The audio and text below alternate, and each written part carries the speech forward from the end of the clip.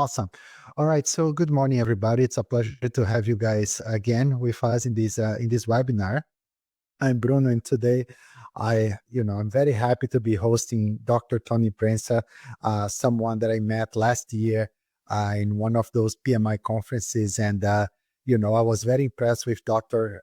Tony's trajectory, leading PMOs, leading IT teams, and most recently as the CEO and founder of his own consulting company, sharing his knowledge and his wisdom about PMO and how PMOs can evolve with many other organizations and PMI events and all those things. So it's a pleasure for me, Dr. Tony, to have you here, and I'm sure that we are going to learn a lot from you. But before I shift this conversation onto you, Dr. Tony, I also want to thank everybody who has joined us today, because I said that in my previous webinars, and I want to say again, this is a group of friends, right? So we are not better than anyone else here. The idea is for us to share our knowledge, share our experiences with each other and learning from each other. So if anyone wants to ask questions or, share some insight, share some experience, please feel free to do so. You can raise your hand if you want to ask questions to us or to anyone else, or if you prefer, you can just type your questions into the chat box, and we'll go through them as we progress. I think it's fine if people just jump and ask questions as we go through our conversation this morning, right, Dr. Tony? Yes, definitely. Yeah, it's a conversation that we have. It's not really a class, nothing important. So, hey, you mentioned so we are colleagues and friends. So those things like yeah. So we learn from Yes. everyone.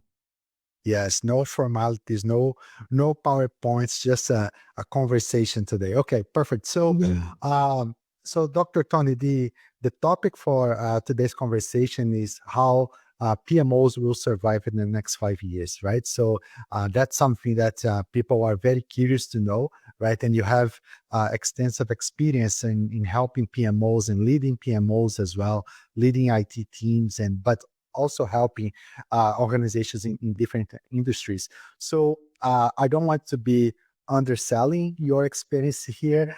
So I would like to ask you to please introduce yourself so everybody can know what you have done and how you have helped other PMO leaders around the world. Okay. Yeah, thank you, Bruno, for having me today, and thank you for everyone that joined this conversation. So as you mentioned, so my name is Tony.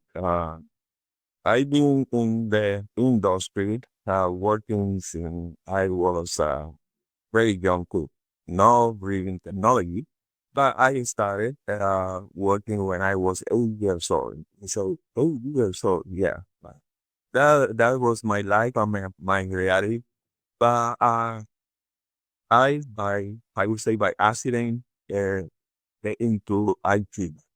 Because I wasn't looking for job in that area, but my mom was looking for a job in one agency, and they needed so we need people because they were running the census for that country. So that's why I got into the age of 17 years. So since then I've been so I had I would say the blessing of being working in every role that you can imagine in IT. So there seems data entry, operator, software developer, business analyst, project leader, project management, all the way up to chief information officer for several organizations around the world. So it's not that I am too old, but I said to people, is I started too young. So I have over 40 years of working in different industry, different organizations. But the main learning that I have is about people. I always have been curious about people. And that's my great learning. It's not about technology, management training. And that's the still thing, learning every time that I have opportunity to visit and country or place people to other people. Yeah, that's me. So I have professors. I teach project management, software engineering, for different universities in the country, in US. Um, Again, from Dominican Republic, but I grew up in San Juan, Puerto Rico. So my Spanish accent comes from there. So that's me. So I love to write, so you see a lot of posting from LinkedIn or other social network. That's my passion. So I'm some kind of retired, not really. I work more now than I used to work before. So, and teaching, facilitating courses. I am ATP for PMI also. I'm passionate about the topics of project management office and project management. That's excellent, Dr. Tan. And you still look very young. So it's just amazing to see how much you have done in throughout your career. Okay, so Dr. Tony, I will jump into a few questions that I have for you. But of course, I will invite the friends who are joining us today. If they do have questions, please, as I said, type into the chat box or raise your hand and ask Dr. Tony directly. So, Dr. Tony, not too long ago, right, we have seen uh, statistics, right? And some of those statistics came from PMI or from other reputable sources like Gartner and all that, talking about the lifespan of a project management office, right? So you see a very famous stat saying 50% of the PMOs they shut down the doors after 3 years, right, or within 3 years of existence, right? And now there is more pressure than ever for those PMOs to evolve, right? And so, from your perspective, what is driving this shift so the PMOs can become more value enable enable units of the business, right? And why it's so crucial for the PMOs to adapt at this point. Yeah. So what is happening with PMOs is no different from what happened to people. Uh, the job market. So I talk to people every day. Uh, they come to me to see if I can help them to get a job. So I have a lot of relationship with company and people are always asking me for resources.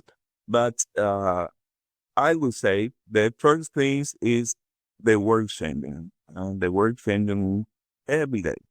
So the first thing I would say is to be so business disruption and digital transformation. That is a lot of pressure in organization to adapt to the new technology because they are forced to do it. So growing organically in any kind of business is almost impossible. So the reasons that they looking to survive and to be competitive in a world that is about how we say in English, they are moving targets. They moving the target. You're shooting a particular target, but in the second minutes, the target is different. So adaptation to the new technology, so the business moving faster, and if you get behind in that movement, so you're gonna become obsolete, so irrelevant. So the other thing is I tell people the bar has been rest. So now, let's say that before you can jump and put the ball in the basket, but now they rest the bar. So the executives are expecting more from you. So that's a tendency. So there's too much pressure. They have in mind other things. So now you need to step up to be at the level that they can look at you and say, okay, you are here to help me. And the other thing is about that is a reality. It's the agilities and adaptability. So we are living a VUCA time. It's vulnerability, uncertainty, complex, and ambiguous world. So that's the reality also. So companies are looking for organizational entities that help them to move to the next level. So those three things I think is the reason that the PMOs are being challenged because when we established everyone started as a process. So I started PMO when we didn't have any pre-management processes around. And that was my mission was to start processing governance structure. That's not the case anymore. So organization, they don't have time for that. They have time for people who need to survive, to succeed in the world that is changing every day for technologies, globalization, that's the things that is happening in the real world. Okay.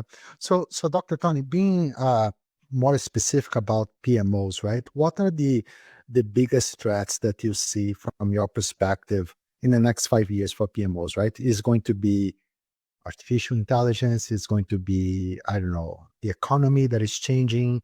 Um, how do you see uh, what are the factors that could be causing PMOs to shut down in the next 5 years?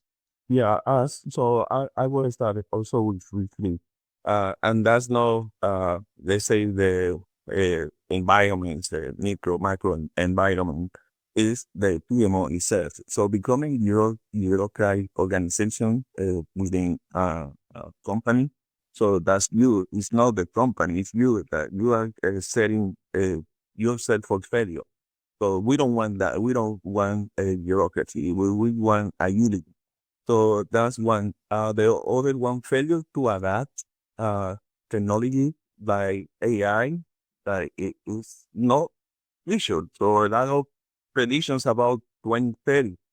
So that thing is happening now. So that we can wait for the future. So you need to adapt now, embrace technology, and you need to leverage on what is happening from technology. Adopt AI, adopt all the way of working things. So now it's not about establishing rigid kind of organization.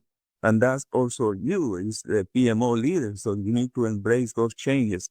And the other thing is that you need to go back to it, to your master degree or MBA if you have it. So you need to speak the language of the business, the finance. So you need to understand that. So PMI, they has the in the talent triangle, the business acumen. So you need to embrace that language. So you need to, I tell people, so you need to dance the same rhythm that the executive dance.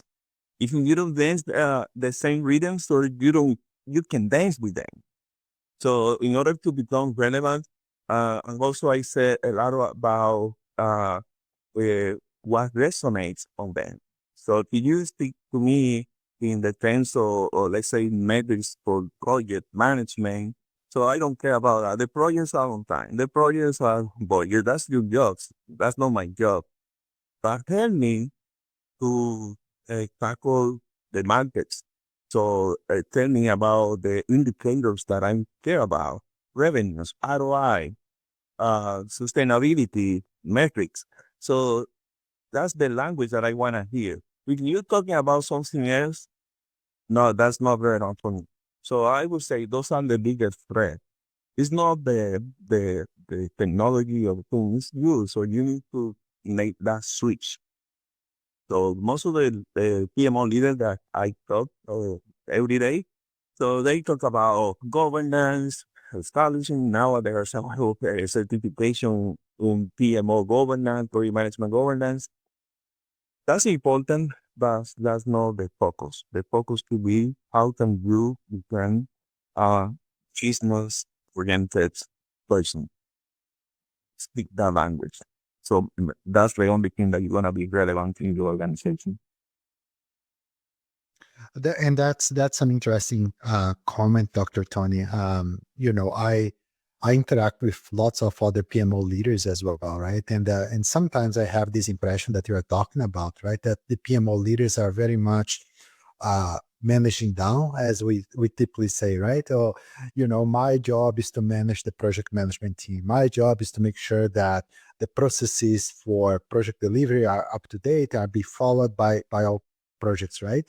But Right. what you're talking about is to focus less on managing down and more on managing up, right? So managing my peers, managing my executive team, so I can understand what are they looking for and how the PMO can enable them for success. Is that right? Exactly. The idea is it's like you want to become the CEO of the organization. So imagine that that's the goal that you have in your company. So what the goal of the CEO is to make sure that the organization is financially stable, is that the organization grow, is the organization touch more lives. So that's the switch that you need to do. when we talk about business acumen, is understanding the not only the system but also the ecosystem with this organization operate. And so you need to think farther than that. So imagine that you're trying to be the CEO of your company. What would you do? So that's the mindset that you need to adapt. So the other things are important because we need processes, we need to run the project, but that's a byproduct of the thing. The mission in your company is to make the organization to succeed. In order to do that, you need to change your mind.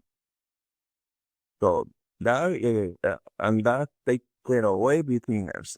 Because first of all, we need to take care of the people that pay the bills. Yeah. So, and that's there's a lot. I like things. So I've been in the C-suite, so as a chief information officer in the organization, so I know the mindset. So all the meeting is about business. So we need to increase our revenues, how we reduce costs, how we improve our customer experience. So we have more, I would say, the customer stakeholder for us, they are more. There's a particular word in that saying. So we want the customer to love us. So I work with a big financial organization, bank, and one of the things that the CEO used to tell us, all the management team, so we are now a transactional organization. We are a relationship organization. So we want to create relationship with our customer. So every time that they think about something that is related to finance, they have a loan for a student loan, for example, they think about us. They want a mortgage loan, they think about us. They have a credit card, they think about us. It's a relationship, it's not a transaction. So the same thing for PMO. So we need to establish a relationship business, not a transactional business. Having projects on time, on schedule, according to the scope is a transaction. Focus on the relationship. Okay. And Dr. Tony, this is interesting, and I like to be very practical when we are providing these recommendations, right? So people know how to go from zero to the next step, right? So if I'm someone, a PMO leader, and so far I have been very focused on my projects, right? So I have my processes, I have my reports, I have my metrics, and all that. And what you are saying that those reports, those metrics may or may not be exactly what the business or what the executives are looking for. So how do I take the next step then to at least to validate if the information that I'm providing to them is what they're looking for? And if it is not, how can I know what they're looking for so I can shift the way I work, the way my team works as well, to provide that information that they are looking for? Yeah. So that goes in line with establishing the relationship. So if we are partner in a business, so you and me, we have the same mindset about what we want to achieve. So I understand what are we working on. So I understand what you need and you understand what I need. So establishing those relationships with the executives, understanding their needs, their requirements, their wants, and sometimes the onset requirements, so they don't know everything. So you are there as a complement, as a partner. So you need to help them to resolve the problem. So having those conversations, understanding what they need is how you're going to fulfill those requirements and always be ahead. Is the For that reasons that I said developing your business acumen will help you to understand the industry that you are.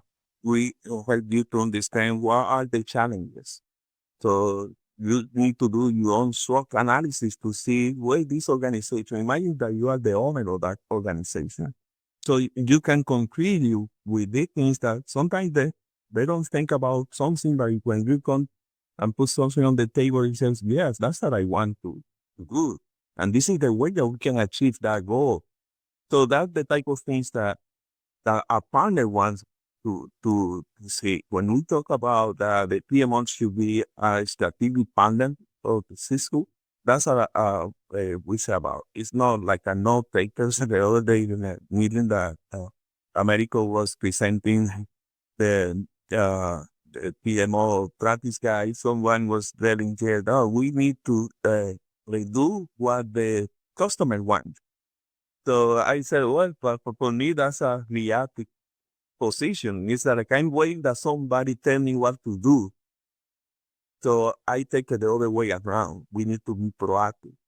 I am also a contributor of the success of this organization.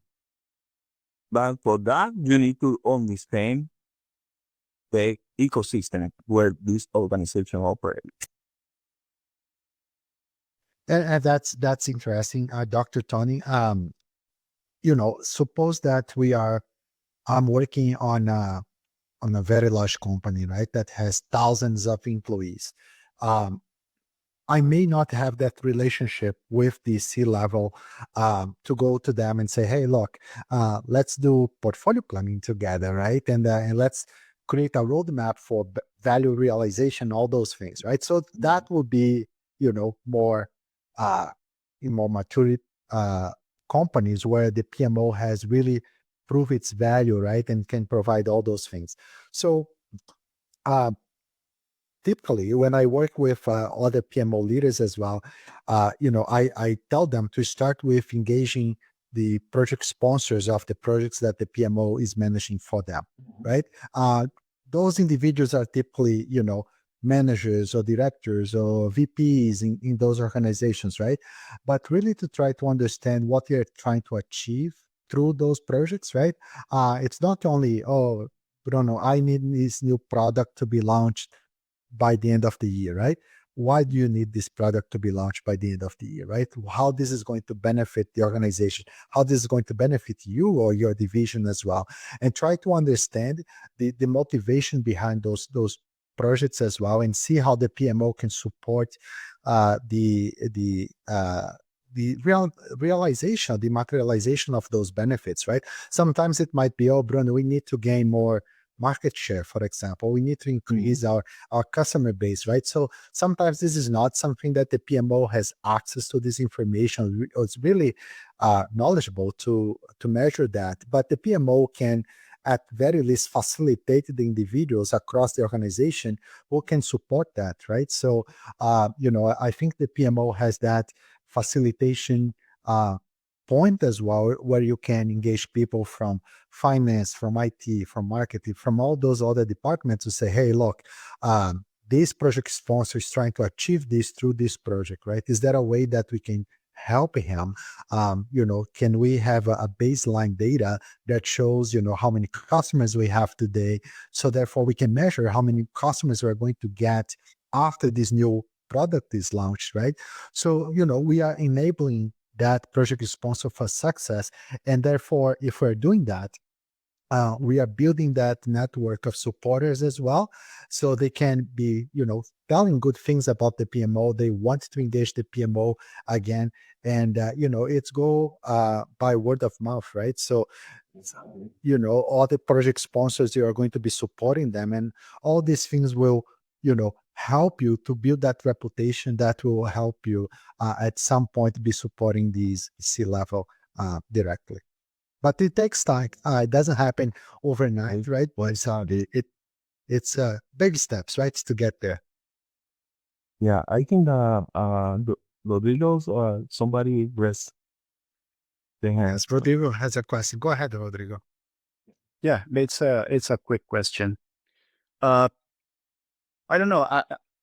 I think I kind of exaggerate. For example, if I say there is a lack of trust in PMOs in general, right, in organizations. And when I look ahead at the next 5 years, I'd like to know what is your impression, what is your opinion about PMOs in general? Do you think organizations are going to keep relying on PMOs in the next 5 to 10 years, or this lack of trusting in PMOs is something that can hinder the PMOs in general in the future? Yeah, that's a good question. About the future. So a lot of predictions around 2030. The other day I was thinking about my Y2K when I work in that project. A lot of decisions about the algorithm for 2030. So there's a lot of applications. If they haven't changed the application, they're going to have issues. But moving forward, so PMO being I think the new kick in the block, um, it is on us what we deliver and what we do, how we show the risk that we add value to the organization. Uh, so they gonna consider us. I think that we everything that is happening in the PMO world now with PMI as like so project management globally, embracing PMO concept and in the PMI. I think that for more leaders around the world, they will understand the PMO because before, basically us, a small community, know about the PMO and we were begging, hey, listen to us, listen to us. That's how I visualize people in the organization. When I talk to people, they said, "Oh, but they don't wanna, they don't have me in those meetings, so I don't know. Only my boss he can go to the meeting." So he said, "Because you don't, they don't care about you." So the thing is, in order for you to be relevant, so we need to deliver. We need to have those success stories, like Bruno was mentioning.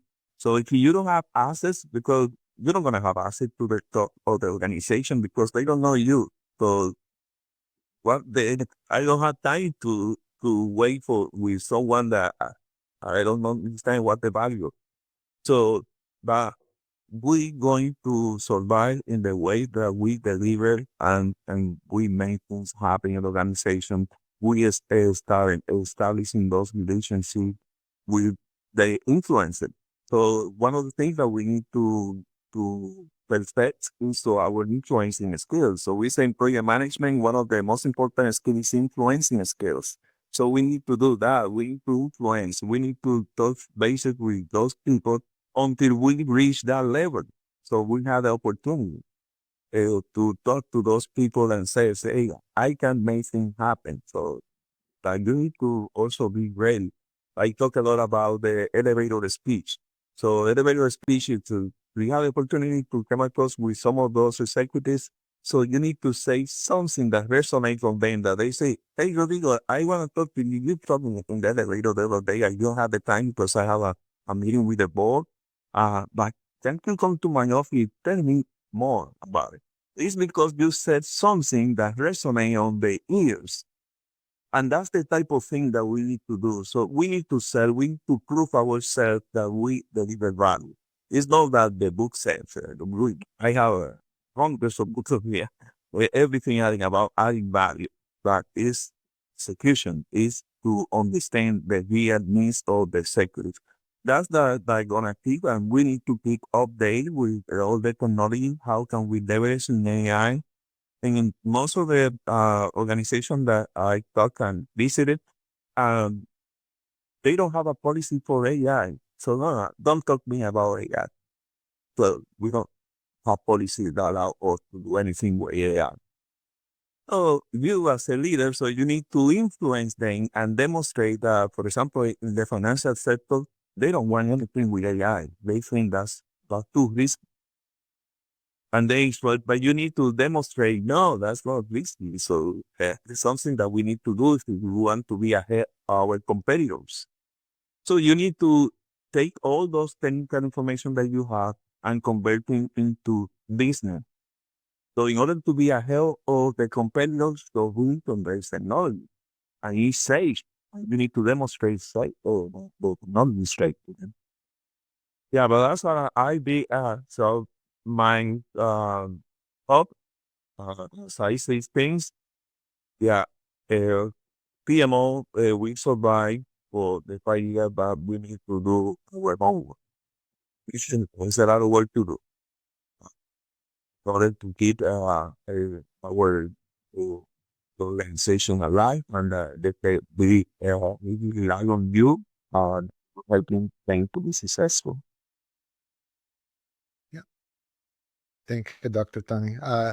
John has a question. Go ahead, John. So, Dr. Fallon, I wanted to follow on the AI theme because where do you see AI? PMO is a strange animal. It can cover a lot of different aspects. Even in my own experience, I originally was process focused. Now I'm more value and visibility focused over my career.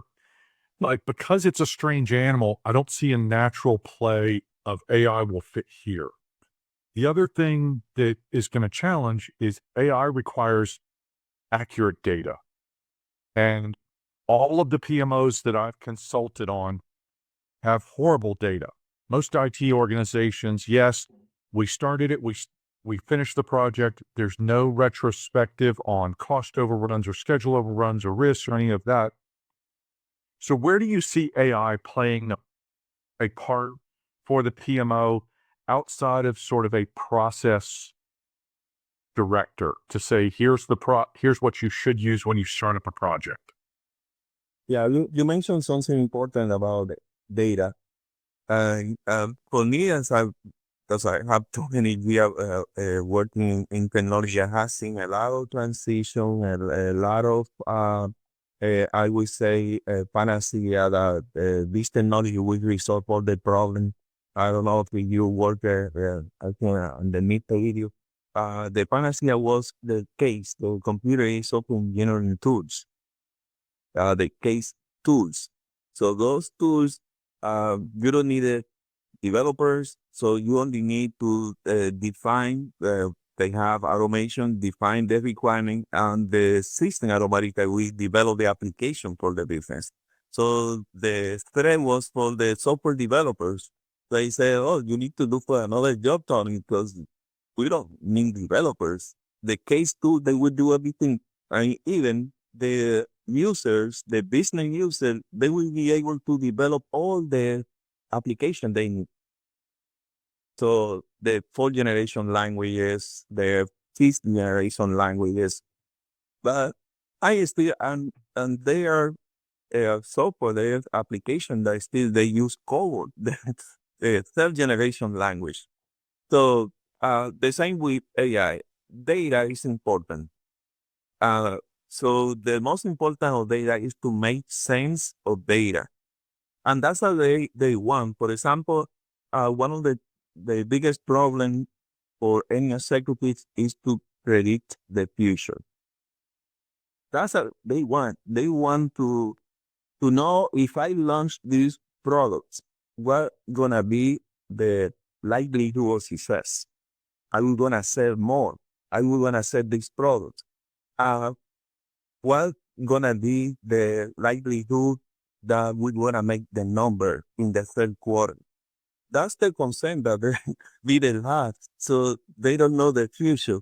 But with all the technologies, all the algorithm that we have with AI, so we're gonna be able to achieve that things. So it's like you are predicting the future based on data, and that capacity. So we have that today, and the PMO as a catalyst for change and a strategic partner. So you need to embrace this technology to use data to make sense for the executives. So we can do this project, but you can predict if we invest in project A, so we don't gonna have any benefits to allies. And you have the number. So this is the thing. So in the third quarter, we're gonna recover our investment. So that kind of thing is that we have the PMO to have, using the cost, like you are helping because you are providing me information, data, so I can be more assertive leader. I get that information, that data that I can be, I can anticipate the future. Exactly what's gonna happen if I make this decision versus the other decision.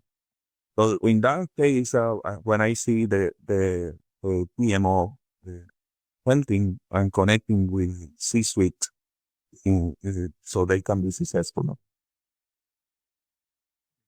And that's an interesting question. I'll make a comment here. I have another question for you, Dr. Tony, about the AI as well. But this question that John just asked remind me of an experience that I had a while ago, right? Where uh, we were launching a new business credit card, and when we were talking to the project sponsors and why you want to do that, right? What is the benefit for the organization? They said, well, we have some credit cards here, but uh, they don't provide all the features that our clients are looking for, and they are not bringing the level of revenue we want because it's hard to sell. They are not as competitive as the other credit cards we have in the market, and all those things. So then it was one question that we asked after that was, okay, so do you know how much money, how much revenue you have today from the credit cards you have in your portfolio? So no. So what's your target then by doing this project? What do you want to achieve? Oh, we want to achieve a 30% increase on our revenue just by launching this new credit card. Okay, but if you cannot measure this today, how are you going to measure that tomorrow, right? So I think that was interesting because the very basic data that they need to prove the worth or prove the value of that project was not there, right? They were not measuring. So let alone using AI to make forecasts, or by launching this new product, we're going to be targeted this new uh, demographic, and therefore we're going to be increasing our revenue. Yeah, perhaps you can do that if you start buying data and using AI to help you with that. But I think before you can really leverage AI to help you with that, you have to have that foundational data, and make sure that you know what you want to measure and why you want to measure that, right? So it's just interesting because now we are talking so much about AI and all the benefits of AI, and they can be very, very beneficial. But like John said, a lot of the organizations, they don't even have the basic data yet, or the data is not reliable. So how can you really use AI to help you out with anything that is valuable? Yeah. Right. So, but Dr. Tony, I do have a question about AI, and of course, AI is here, and the companies are, investigating how to leverage AI. So, from a PMO perspective, right? How do you see AI helping the PMO, or maybe AI cannot help in a PMO, right? I just would like to hear your thoughts. Is AI an enabler of the PMO, or can AI be a disruptor for the PMO? What are your thoughts about AI? Yeah, AI, I think, would be well. So one thing is the central project management. So we have the potential to use all of the do project management. All those tasks can be automated. Creating schedules. The other day I was discussing about, for example, developing a schedule for a project. So that's a task that will take probably a couple of days to finalize a schedule. So now you can do it in hours, and if you have your schedule work fine, so you can do it in minutes. So that's one of the benefits, the automation piece of uh, the different tasks that need to be done in projects. So the thing is, it's not about replacement. It's about be more productive. So let's say that you can work in 5 projects now.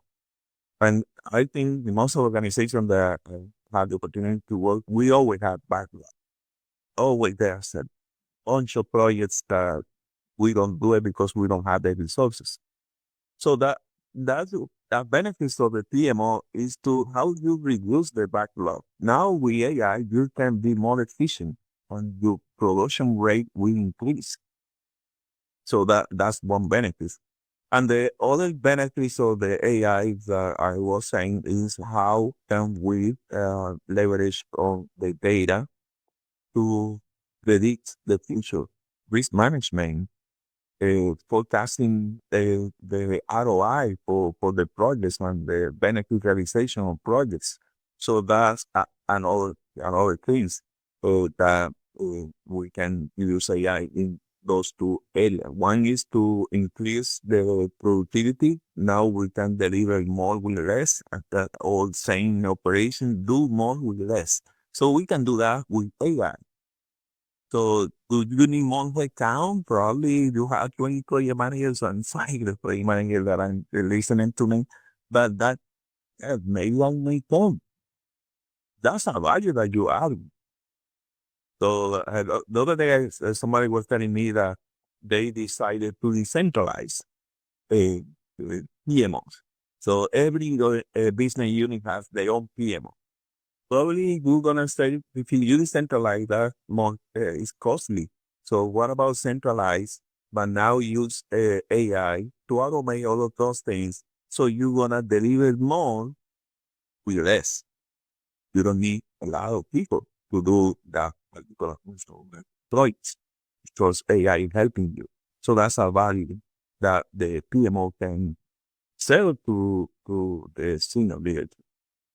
So everything is how we put things in numbers in financial terms that the leaders they like that because everyone looking for that. How can I be more profitable?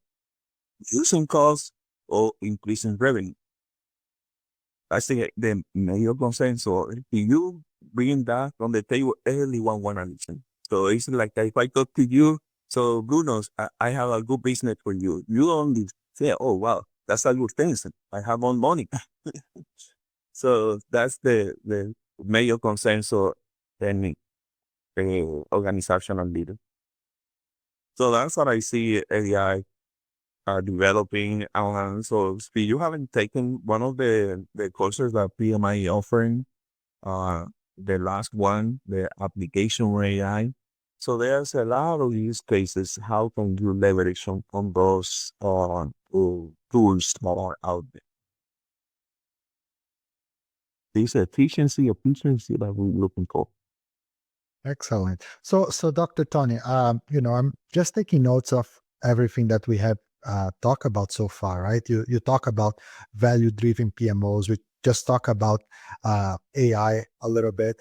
I just want to go back for a moment to that question that Rodrigo asked about trust, right? And you explained that you earn trust by developing relationships, right? And that's something that AI, at least for now, cannot really do for you, right? You have to develop those relationships from the human aspect, right? The connections that you develop, right?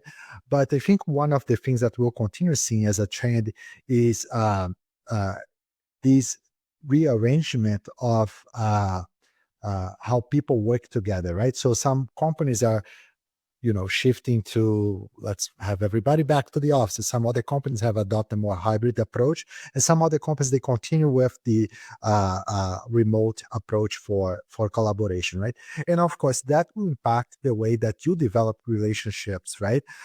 So, for example, if you are a new PMO leader in a new organization and you are fully remote, maybe for you to develop relationships with your peers, with your executives, is going to be different, right? Or maybe more challenged because you don't have that face-to-face opportunity with those people. You don't have the opportunity to just grab a coffee with somebody or just go out for lunch. You have to schedule those events, right? So how do you see that relationship building happening in this new world that we are in evolving the next 5 years as well?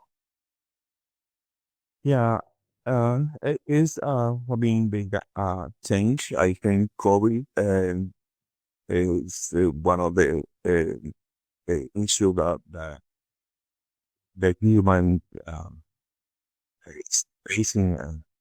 So a lot of organization and it's happened here in US ITO. I think the world will become as a lot of people say, no, you are crazy. but that's my feeling. And a lot of our great companies and each company here, they are with the policy RTO, return to office. Or you take it or you lose it. So no option. So I have a lot of friends. For example, one of the first one at the beginning of the year I started with RTO was JP Morgan, and they said by March 1st, everyone at the office, no exception. So the thing is that the world, in order we talk about the new normal. The new normal is like everybody is talking online and all kind of things, but that are impacting us, the human, because we have an ecosystem. So, for example, those people that they have small businesses like restaurants, coffee shops. So, with COVID, a lot of businesses they went to bankruptcy because they didn't have the people. So, in going out, there's a lot of things that happen to come back to normal. So, all the business, the economy start moving. So I know that it's a other problem associated with that because a lot of people they got used to work virtually. Um, but going back to the question, so how we develop a relationship. So the relationship in business is basically the same relationship that we have in the in life would be the love. So it's about connection. It's about a quality time. It's about you take care about the all other people. The same thing that I used to do when I went to the office to work. That I say good morning. When I said take care of the people about their own life. So we are human. So if you continue doing that, establishing sort of, for example, where we have meetings or the company that I used to work for in FIS Global. So we have a policy. It's all meetings, everyone need to have the camera. If you can have the camera, so you can be in the meeting. But everyone in the meeting, you need to have a camera on. So that I would say help to establish that connection because if I don't see your face, uh, at least so I don't only see bucket with the initial. So I'm talking to what? I'm talking to my own experience. So that kind of thing would need to be so it's that you need to have a intention to develop that relationship. It's that I care about Bruno. So now we can be together, but I took a phone, I talk to you, I hear your voice, you hear my voice. So we have a meeting, so I'm looking at your face, you're looking at my face. But if you have the opportunity as a leader to visit those key stakeholders, your customers, take a time, fly. Sometimes the company they don't want to pay for traveling. Well, maybe you need to invest on that. Take out of the pocket. Remember, if you want to be for a long time in the company, so you need to have those relationships. You need to see that's an investment. So I said, bro, my companies they don't gonna pay for the trip, but I wanna take a coffee with you. I wanna have a lunch with you or a dinner. So I wanna travel to your city, I mean Canada. But you need to look for those that need to be intentional. Because that if you want to be sustainable in the role that you are a leader. In order to have that kind of connection with other people, nothing replaces the human touch. Not technology, nothing replaces that. And so you need to pursue that. So I talk a lot about professional development and that's the human touch. For you, you are responsible for that. You want to have sustainable professional life in a company. So it's your responsibility to develop those relationships. The company, they don't care. So if you don't do the work, when they need to decide, also, hey, you bye-bye. So you are a number. So if you don't deliver, so But for us, if we want to establish a good relationship, so we need to invest in that. Okay. I think John has another question. Go ahead, John. So, Dr. Tony, one of the things, and as I've advised my clients, for a PMO, you need to have confidence. You need to have a charter or scope. And you also need to have a vision. And a lot of what we're talking about here today is, like any good consultant, you try to climb the ladder to where you can get to the C-suite. But a lot of companies, their PMOs are very confused. And so I'm curious where you draw the line on the PMO responsibility, because I've had clients who have said, you know what, the PMO is going to be the project process police. They're going to take meeting notes. You're going to do resource allocations, all of the administrivia that you would say, you know what, that really should be the IT organization to define your SDLC. The PMO needs to be focused on value and delivering that value. So in your mind, where do you draw that line of, yeah, the PMO should do this, the PMO definitely should not get this far into the junk, if you will? Right. Yeah, that's a good question, and that's something that so I have the same question scenario many times. So the thing is, the organization would have politics, so they always to fight for fixing from one the other, and so one thing is that working with different organizations under for the company is that I see the senior leaders are the guilty for that kind of things, because every executive, they want to please the most important figure in the company, or the owner, or the CEO, or the shareholders. So if I don't do that, and let's say that I'm the VP of operations, the executive vice president of operations. So my bonuses are attached to my performance. So that's a big problem. So it's attached to my performance. My bonuses should be attached to the success of the entire organization, not my silo. So that's one of the things that make people fight. So this project is more important than your project. And everyone, they want just to please the CEO because that's the way the organization is structured. So the PMO is in that game. So you need to use your influencing skill, so you have the glue to connect everyone in the same page and see that you are value to everyone. So I want John. So I hoping you to be successful. So I know that you are fighting for that bonus at the end of the year, or maybe you are fighting to be a still employee at the organization. So I'm gonna help you to be successful. So if you are, let's say that I'm the PMO director, and you trust me, and we have built that relationship, and you trust Tony, yeah, Tony's gonna help you. So if you develop relationship, so they so that's a stakeholder engagement, but we using project management, we need to use the stakeholder engagement on the PMO customer. And that way you will develop that everyone. So one of the things that I said to a lot of people is, now I see the majority of the PMO leaders, they are begging for attention. Me, because yeah, so when we went to Istanbul, there was a session that they were asking, there was one question, is like, what happened if, so who gonna miss you if the PMO is disappeared?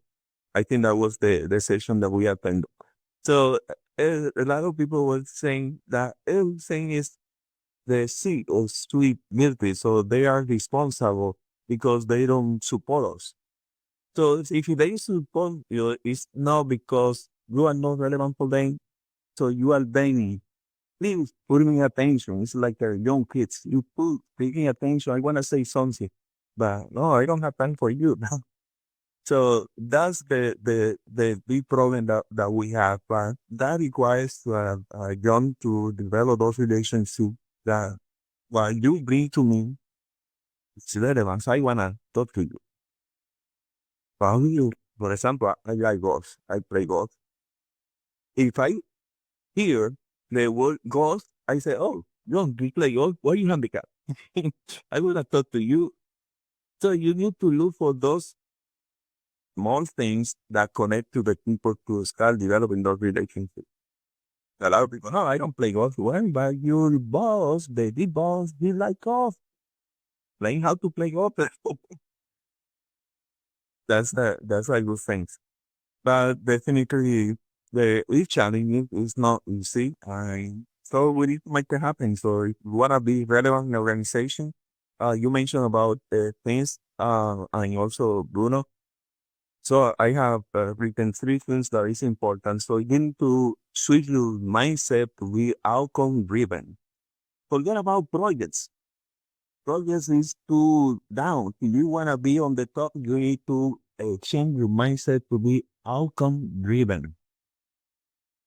ROI, or ROA. So all of those things, customer satisfaction there. Uh, so there was an interesting research that PMI did about project success. So in there, they found out in that research what the executives are looking for. So what is success for me? So you need to understand that. What is success for your organization? What is success for the leaders? The other thing is that you need to become, so you hear about that information, knowledge is power. So you need to become the information and data hub for decision making. That anyone in the organization that want to do a decision, they're gonna go to you. So you need to have the ownership of the data. So anyone that want to know something, they need to go to the PMO leader. And the other thing is to adopt a portfolio mindset. To think about investment. Projects are investment. Projects are not projects. So we don't do projects for the sake of doing projects. Projects are investment. And you need to deal with that as an investment. So think about portfolio, not think about projects. So that would make a lot of sense for senior leadership. That's excellent. Dr. Tony, I want to thank you and thank everybody who joined us today. I can't believe we just spent 1 hour talking about this. I couldn't cover even half of the questions I had for you. I think we need another 3 hours to cover all that. But no, it was very insightful. I really like your points about value-driven PMO, AI relationships, outcome-driven, knowledge is power, portfolio mindset. I took notes of all that. So that's very nice of you sharing that knowledge and that experience with us, Dr. Tony. Once again, thanks to everybody who joined us today. We are going to have another webinar on March 5th. I'm going to be talking to a good friend of mine. His name is Ahmed Humier. He's the head of the enterprise PMO at Bubia Bank in Kuwait. And also he's one of the PMO Global Alliance's regional experience leaders. So it's going to be a great conversation. We're going to be talking about trust, Rodrigo. So can your PMI survive without trust? So that's going to be an interesting conversation on March 5th. So we're going to be sharing more information about that and how you guys can sign up for that conversation as well. But thanks again, Dr. Tony. I will be sharing the recording of this webinar soon. And of course, if you guys have any questions, please feel free to post on LinkedIn or on YouTube. And I'm looking forward to seeing you again on March 5th. Thanks. Have a great day.